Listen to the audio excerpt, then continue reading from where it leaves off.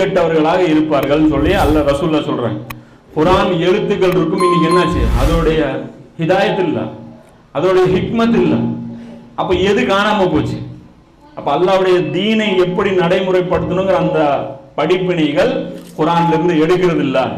நபி ஸல்லல்லாஹு அலைஹி வஸல்லம் அவர்கள் இதுல இருந்து தான் படிப்பினை எடுத்தாங்க. ஆல இம்ரான்ல இருந்து நம்ம படிப்பினை எடுக்கிறோமா? அன்ஃபால்ல இருந்து என்னைக்காவது படிப்பினை எடுத்திருப்போமா? ஆராஃப்ல இருந்து எங்கேயாவது படிப்பினை எடுத்திருப்போமா? தௌபால இருந்து என்னைக்காவது நம்ம படிப்பினை எடுத்திருக்கோமா?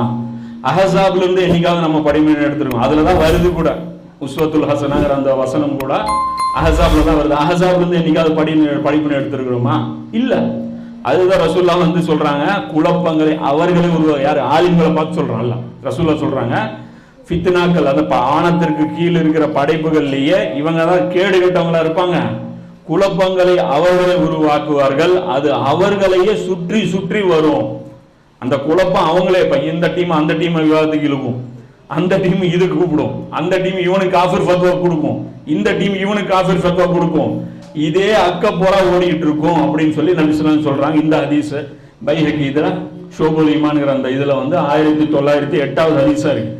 இது சொல்லிட்டு இருக்கும்போது நபி ஸல்லல்லாஹு அலைஹி வஸல்லம் சஹாபாக்கள் கேட்கறாங்க, அல்லாஹ்வுடைய தூதரே, நாங்க தான் குர்ஆனை ஓதிட்டு இருக்கிறோம்ல, நாங்க தான் குர்ஆனை டெய்லி படிக்கிறோம், நாங்க மனப்பாடம் பண்ணி வச்சிருக்கோம், எங்களுடைய குழந்தைகளுக்கு நாங்க மனப்பாடம்லாம் பண்ணி கொடுத்து வச்சிருக்கோம், அப்படி இருக்கும்போது குர்ஆனுடைய கருத்துக்கள் எப்படி வெளியே போயிடும் அப்படிங்கிறாங்க. அப்ப ரசூல்லா கேட்கறாங்க, நான் உன்னை புத்திசாலி நினைச்சிட்டு இருந்தேன், புத்திசாலி நினைச்சிட்டு இருந்தா உங்கள்கிட்ட இருந்து இப்படி ஒரு கேள்வி நான் வந்து எதிர்பார்க்கல. சஹாபியை பார்த்து கேட்கறாங்க, சொல்லிட்டு சொல்றாங்க, தௌராத்தும் இஞ்சிலும் யூதர்களும் கிறிஸ்தவர்களும் படிக்காமல வச்சிருந்தாங்க, ஃபாலோ பண்ணல, அதே தான் இன்னி இவங்களும் பண்ணி நீங்களும் இதை தான் பண்ணுவீங்கன்னு சொல்லி சொல்றாங்க. இது வந்து தாரமில 246வது ஹதீஸாக இது வந்து பதிவு செய்யப்பட்டிருக்கு. அப்ப இது வரைக்கும் வந்து போதும் இன்ஷா அல்லாஹ். இதுனா டைம் ஆயிடுச்சு, தொழுவலாம், கொஞ்சம் இருக்கு இன்ஷா அல்லாஹ், ஒரு அரை மணி நேரம் இருக்கக்கூடிய மேட்டர் இருக்கு. அதை மறுபடியும் தொழுகை முடிச்சுட்டு சாப்பிட்டு அதுக்கப்புறம் அந்த 2வது செக்ஷன்ல கவர் பண்ணிட்டு அதுக்கப்புறம் கொஸ்டின் ஆன்சர் முடிச்சுக்கலாம். அல்லாஹ் உங்களுக்கும் எனக்கும் படிப்பினை பெறக்கூடிய ஒரு பாக்கியத்தை குர்ஆனிலிருந்து தந்தருள்வானாக. வாஹிர் தவானா அல்ஹம்துலில்லாஹி ரப்பில் ஆலமீன்.